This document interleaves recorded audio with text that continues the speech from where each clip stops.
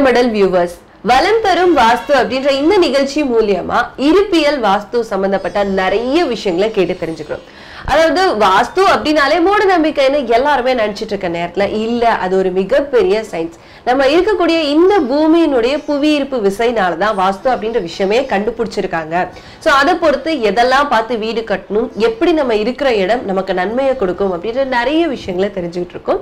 So இன்னைக்கும் அந்த மாதிரி சில விஷயங்கள், அதாவது இருப்பியலை பத்தின நிறைய விஷயங்களை தெரிஞ்சுக்க போறோம். சோ ஃபர்ஸ்ட் அதுக்காக நம்மளுடைய ஆசிரியர் எத்திராஜ் அவர்களை வரவேற்கிறேன். வணக்கம் ஐயா. வணக்கம்மா. சோ இன்னைக்கு இந்த நிகழ்ச்சியில முதல் கேள்வியா என்னன்னு கேட்டீங்கன்னா, நம்மளுடைய ராசி நட்சத்திரம் சொல்றோம் இல்லையா, 12 ராசிகள், அதுக்கும் இந்த இருப்பியல் வாஸ்துக்கும் என்ன சம்பந்தம் இருக்குது? ராசிக்கும் இருப்பியலுக்கும் எந்த சம்பந்தமே இல்லை. அது வேற ட்ராக்கு, இது வேற ட்ராக். அது ஒரு ஜாதகம் அந்த அமைப்பில் அது போயிடும். ராசி நட்சத்திரம்ன்றது அது போயிடும். இங்கே வீடுன்றது பார்த்திங்கன்னா, அந்த வீட்டில் ஒரு குறிப்பிட்ட ஒரு 4 பேர் இருக்காங்கன்னா 4 பேருக்கு 4 ராசி இருக்கும்.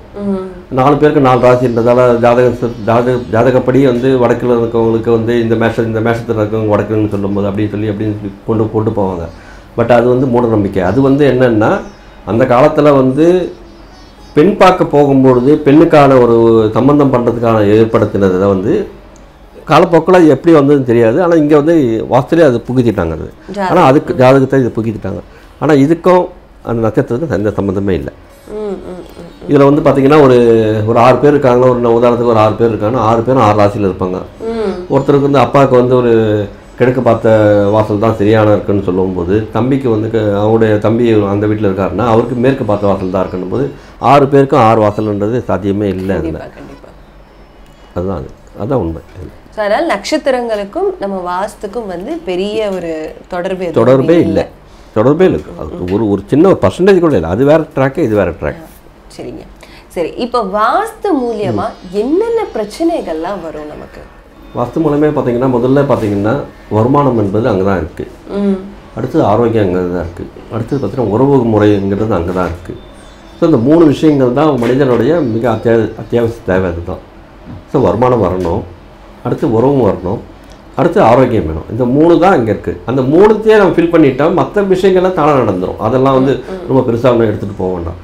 ஒரு வீட்டுக்கு ஒரு பையன் படிக்கிறாங்க அப்படின்னா சரியான நேரத்தில் அவர் முடித்த உடனே அவருக்கான வேலை கிடைச்சிரும். அதனால வருமானம் கிடைச்சிரும். ஸோ கல்யாணம்ன்றது அந்த காலகட்டத்துக்கு சரியான காலத்துக்கு நடந்துடும். ஸோ உறவு முறை கரெக்டாக வந்துடும். வரக்கூடிய பெண்ணோ இல்லை பையனுக்கோ அது சரியான நேரத்தில் குழந்தை பாக்கியம் உண்டாக்கிடும். ஸோ இந்த 3 விஷயங்களை கரெக்டான வாஸ்துப்படி இருப்பியல் படி இருக்கக்கூடிய அமைப்பில் இருந்தாங்கன்னா கட்டாயம் நடந்துடும். அதுதான் இது. ஓகே.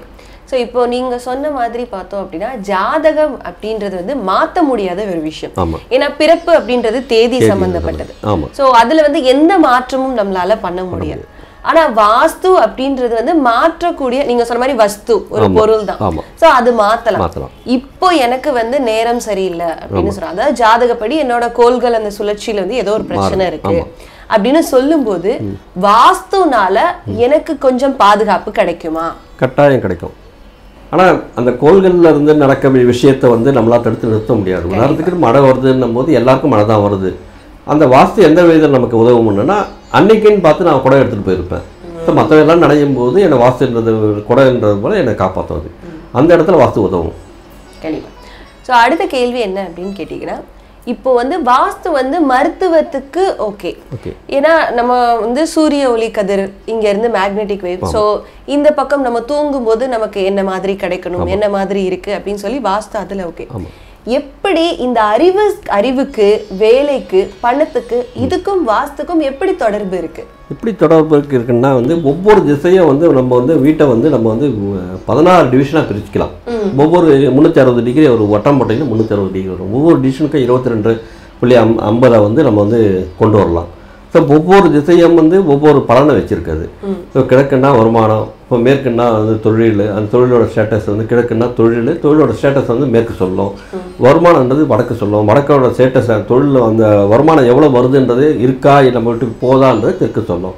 ஸோ அது போல் இந்த 4 திசை, அது போல் மொத்தம் 16 திசையான ஒரு இது சார்ட் மூலமாக நம்ம விளக்கம் சொல்லலாம். வாஸ்துக்கு கடவுள்கள் இருக்காங்களா? வாஸ்து கடவுளை நம்ம கும்பிடலாமா? எனக்கு இந்த பிரச்சனை இருக்கு, வாஸ்து பகவான் அப்படின்னு எல்லாருமே சொல்றோம், இந்த பிரச்சனையை சரி பண்ணி கொடு அப்படின்னு வேண்டுதல்லாம் வைக்கிறாங்க. ஸோ அதெல்லாம் கரெக்டா? வாஸ்துக்குன்ற இது சயின்ஸுன்னு நான் முதலே சொல்லிட்டேன். சயின்ஸுன்றதால வாஸ்துக்குன்னு ஒரு கடவுள், குறிப்பிட்ட கடவுள் அப்படின்னு சொல்லிட்டு ஒரு ஃபோட்டோ வச்சுருந்தாங்கன்னா உலகத்தில் இருக்க ஆஸ்திரேலியாவில் இருக்கவங்க, அமெரிக்காவில் இருக்கவங்களுக்கோ இந்த கடவுளை பற்றி எதுவுமே தெரியாது. ஆனால் அங்கேயும் அவங்க வந்து வாழ்ந்துட்டு தான் இருக்காங்க, நல்லபடியாக வாழ்ந்துட்டு தான் இருக்காங்க. அப்போ வந்து சயின்ஸுன்றது எல்லா இடத்துலையும் பொது தான் இது. ஸோ கரண்ட்டு அமெரிக்காவில் இருக்கவும் தொட்டாலும் சாக்கடிக்கும், இந்தியாவில் இருக்கவும் தொட்டாலும் சாக்கடிக்கும். ஸோ வாஸ்து பகவான்ன்ற ஃபோட்டோவே இல்லை, அதெல்லாம் இல்லை, அதெல்லாம் மூட நம்பிக்கை தான். ஸோ வாஸ்து அந்த அமைப்பு, அந்த பாசிட்டிவ் நெகட்டிவ்ன்ற ஒரு விஷயம் தான் இங்கே வாஸ்து அது வேலை செய்யுதே தவிர, மற்றபடி இது கடவுளுக்கும் இதுக்கு சம்மந்தமே இல்லை, பக்திக்கும் இதுக்கு சம்மந்தமே இல்லை, கோவிலுக்கும் இதுக்கு சம்மந்தமே இல்லை. அங்கே இருக்கக்கூடிய இடம் தான் அதை தீர்மானிக்குது. அப்படின்னு பார்த்துட்டா இப்போ உதாரணத்துக்கு வந்து பையன் நல்லா படிக்கணும்னா ஐயக்கரையில் ஃபோட்டோ எடுத்து பாக்கெட்டில் வச்சுட்டு நான் தூக்கிட்டே இருந்தால் நான் படிச்சுட்டு பாஸ் ஆகிடுவேன்னா நிச்சயம் முடியாது. அவர் செயல்படணும், படிக்கணும், புக் எடுத்து படித்தா தான் பண்ண முடியும் தவிர நான் இங்கே இருக்கும்போது எனக்கு இதுதான் வேலை செய்யுது. அதை விட்டுட்டு கோயிலுக்கு போகும்பொழுது எனக்கு வந்து அந்த கோயில் என்னை காப்பாற்றுவோன்னா எனக்கு காப்பாற்றாது. அது பக்தி சார்ந்த விஷயமே தவிர அதுக்கும் வாஸ்துக்கும் எந்த சம்மந்தமே இல்லை. ஸோ அது வந்து ஒழுக்க நெறி, நம்ம கான்சென்ட்ரேட்டா பண்ணுன்றதுக்காக ஒரு கடவுள் அப்படின்ற விஷயத்தை எடுத்துக்கலாம். பட் எல்லாமே எனர்ஜி தான், எனர்ஜி, பியூர் எனர்ஜி தான். ஓகே. இப்போ வந்து வாஸ்துக்கு வந்து இப்போ நீங்க சென்னையிலே எடுத்துக்கோங்களேன், வீடு கிடைக்கிறது ரொம்ப கஷ்டம். நிச்சயமா ரொம்ப சின்னதா தான் வீடு இருக்கும், ஒட்டி ஒட்டி இருக்கும், காத்தே இருக்காது. ஸோ நீங்க முன்னாடி சொல்லும் போது பாத்தீங்க அப்படின்னா வாஸ்துக்கு சரௌண்டிங்ஸை பார்த்து தான் குறிப்பிடணும் அப்படின்னு. ஸோ அப்படி பார்க்கும்போது இப்போ சென்னையில நான் ஒரு வீட்டுக்கு மாறுறேன், ஒரு வீடு போறேன் அப்படின்னா எப்படி நான் சரௌண்டிங் பார்க்க முடியும்? ஒட்டி ஒட்டி வீடு தானே இருக்கும் எனக்கு. இருக்குது ஏதாவது ஒரு பக்கம் வந்து நமக்கு வந்து ஓப்பனிங்ன்றது கிடைக்கும், ரோடுன்றது ஃபேஸிங் கிடைக்கும். உதாரணத்துக்கு தெற்குன்னும் போது தெற்கு பார்த்தது ரோடு இருக்கும் எனக்கு, அதுக்கு சரௌண்டிங்கு பின்னாடி பார்த்திங்கன்னா அவங்க வந்து ஒட்டி தான் கட்டியிருப்பாங்க. ஸோ அந்த மனையை வந்து நம்ம அவாய்ட் பண்ணுறது நல்லது. அதுக்கப்புறம் பார்த்திங்கன்னா மேற்குலேயும் கிழக்கையும் ஒரு வீடு ஒட்டிகிட்டு இருக்கும், அப்போ வந்து பேலன்ஸாக இருக்கும். ஸோ தொழில் என்பது அவருக்கு இருக்கும், இல்லாமல் போகாது, இருக்கும். ஏன்னா ஸ்டெடியாக தான் போயிட்டுருப்பார் தவிர மிக பெரிய அளவில் பிரம்மாண்டமான வெற்றின்றது கிடைக்காது. அங்கே இன்பேலன்ஸ் இல்லாகும் போது அது வந்து தொழிலை கீழே கொண்டு வரும், பேலன்ஸாக இருக்கும், பேலன்ஸாக போயிட்டுருக்குமே தவிர இங்கே வந்து பார்த்திங்கன்னா வடக்கில் தான் இருக்கிறதுல சிறந்த மனையும் எடுக்கிறோம். ஏன்னா வடக்குன்றது எனர்ஜி கொடுத்துட்டே இருக்குன்றதால அது கொடுத்துரும். ஸோ வடக்கு பார்த்து செலக்ட் பண்ணுறது தான் நல்லா சிறந்தது. அடுத்ததாக பார்த்தீங்க அப்படின்னா வாஸ்து அப்படின்றது வந்து நம்ம இருக்கிறது, தொழில் பண்ணுற இடம் எல்லாத்துக்குமே பொருந்தும். பட் வீடு அப்படின்னு நம்ம வரும்போது அது வந்து இருப்பிடம், ஸோ அங்கே தான் நம்ம இருக்கிறது, வசிக்கிறது, சாப்பிட்றது எல்லாமே. பட் தொழில் பண்ற இடம் அப்படின்றது வேற. ரெண்டுக்குமே வாஸ்துக்கான மாற்றங்கள் இருக்கா? அதாவது வீட்டுக்குன்னு ஒரு வாஸ்து இருக்கு, தொழில் பண்ற இடத்துக்கு ஒரு வாஸ்து இருக்கு, அந்த மாதிரி அப்படி எதுவுமே இல்லைமா. எல்லா இதுவுமே வந்து ஒரு 10க்கு 10 ரூம் வந்து மேலே கூரை வந்துட்டாவே அதுவே அந்த இடம் வந்து அந்த எனர்ஜியாக செயல்படும் தான், கட்டாயம் செயல்படும். அது வீடாக இருக்கலாம், இல்லை வந்து தொழிற்சாலையாக இருக்கலாம், இல்லை வந்து ஹாஸ்பிட்டலாக இருக்கலாம், எல்லாத்துக்குமே ஒரே ரூல் தான் தவிர இதுக்கு வாஸ்து இதுக்கு தொழிற்சாலைக்குன்னு தனி வாஸ்துவோ இல்லை வந்து பள்ளிக்கூடத்துக்கு தனி வாஸ்துன்றது வாஸ்து என்பது ரூல் என்பது எல்லாத்துக்கும் காமன் தான். அது எல்லாத்துக்கும் ஒரே ரூல் தான். இங்கே ஒரு மாதிரியோ அங்கே ஒரு மாதிரியோ வேலை செய்யாது. கிராவிட்டின்றது எல்லா இடத்துலையும் ஒரே போல தான் இருக்கும், மேக்னெட்டிக் ஃபீல்டுன்றது ஒரே போல தான் இருக்கும்.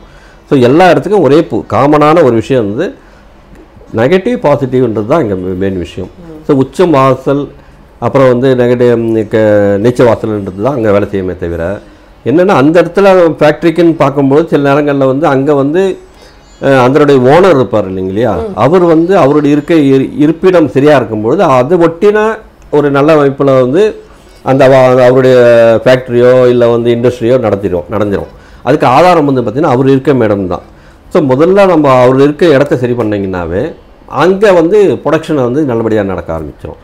ஸோ ஆதாரம் வந்து இங்கே தான். ஏன்னா ஜென்ரலாக வந்து வாஸ்துவில் பார்த்திங்கன்னா ஒரு மேக்னெட்டுக்கு கையில் வச்சுட்டு ஒரு மேலே ஒரு நூலில் கட்டிட்டு ஆட்டிகிட்டே இருந்தேன்னா ஒரு நாளில் 30 நாளில் 365 நாள் ஆட்டிகிட்டே இருந்தாலுமே அது வந்து சார்ஜ் எடுக்காது.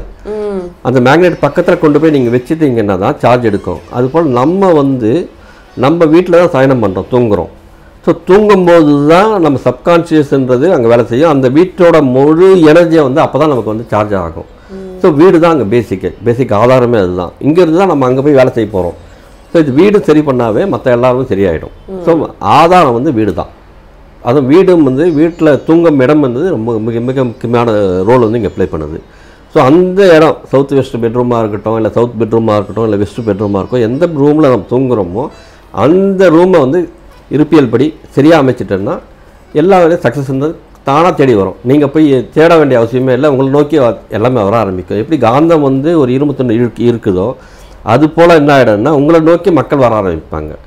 ஒரு பிரபலமான ஒரு நடிகர் இருக்காருன்னா அவரை நோக்கி ஏன் ஜனங்கள் இழுக்கிறாங்க? அது பக்கத்து வீட்டில் இருப்பார் ஒருத்தர், அங்கே யாருமே போக மாட்டாங்க, பொதுமக்கள் யாரும் போக மாட்டாங்க. ஏன்னா அவர் அந்தளவுக்கு ஈர்க்கும் தன்மை தன்னை மாற்றிக்கிறார். ஈர்க்கும் தன்மையாக நம்ம மாற்றும் பொழுதுன்னு ஆகிடுது, அவரை நோக்கி மக்கள் வராங்க. அதுதான் அங்கே உண்மை. ஸோ அந்த வீடு வந்து ஒரு எனர்ஜெட்டிக்காக மாறும் பொழுது, இருப்பியல் படி மாறும் பொழுது அந்த வீடு வந்து நல்ல ஒரு வைப்ரேஷனில் அங்கே இருக்கவங்களுக்கு வசிக்கமாக இருக்கணும். ஆரோக்கியத்தையும் செல்வத்தையும் நல்ல மக்கள் பேரையும் அங்கே கொடுக்குது. இதுதான் உண்மை. கண்டிப்பா ஐயா.